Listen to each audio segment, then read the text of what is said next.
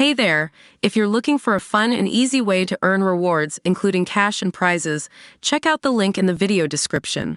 At the center of Joe Biden's sleepy Pennsylvania hometown hums a 115-year-old brick factory working around the clock to turn massive heavy steel rods into 155mm artillery shells which will be fired on the front lines in Ukraine. The Scranton Army Ammunition Plant, SCAAP, in northeast Pennsylvania is a car factory turned ammunition plant and has the grimy decades of dust and patriotic graffiti to prove it. Construction on the automotive facility began in the 1800s, finished in 1908 and operated that way until 1951 when the U.S. Army bought the plant to support its effort in the Korean War.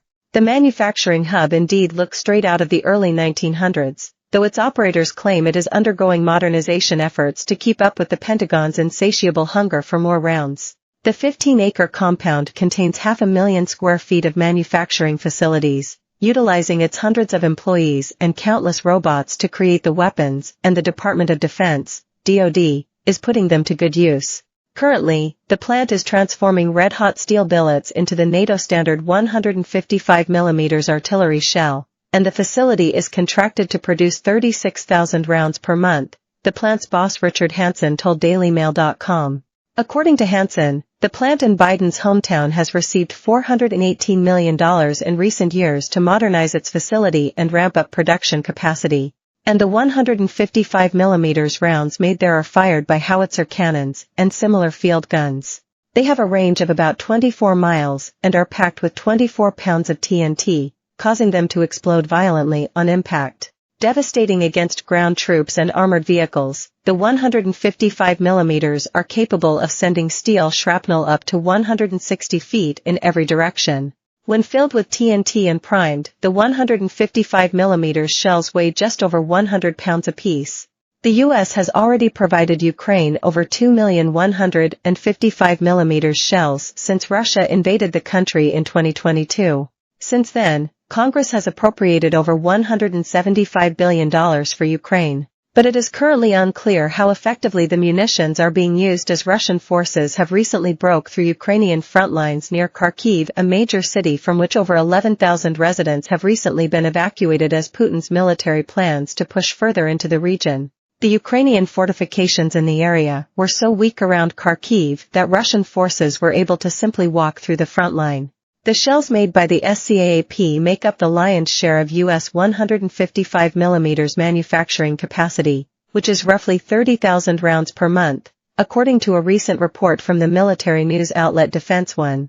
During a tour of the plant, DailyMail.com got an inside look into the facility, its production process, and its military liaisons, all dedicated to shoring up U.S. military manufacturing capabilities. The production lines begins at its on-site rail yard where incoming steel rods, which can weigh up to 2,000 pounds, arrive to the plant. Entire shipments can weigh up to 200,000 pounds. A massive industrial crane then unloads the cars and moves the rods to the steel saw, which slices the 20-foot-long bars into 15-inch billets, each weighing a whopping 115 pounds.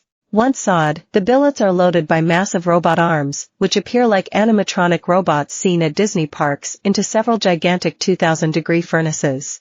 After an hour in the hellishly hot furnaces, the red-hot steel is removed by the robots and placed onto a conveyor belt to the next stations. The next processes include 3 hydraulic presses, which pierces the orange glowing metal, rounds out an interior cavity and shapes it to its final length of 30 inches.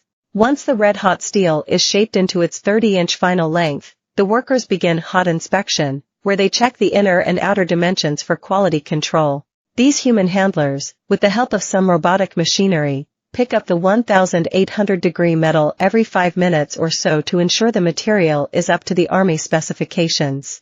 After passing the hot quality checks, the steel continues on the plant's subway to the next station, the cooling conveyor.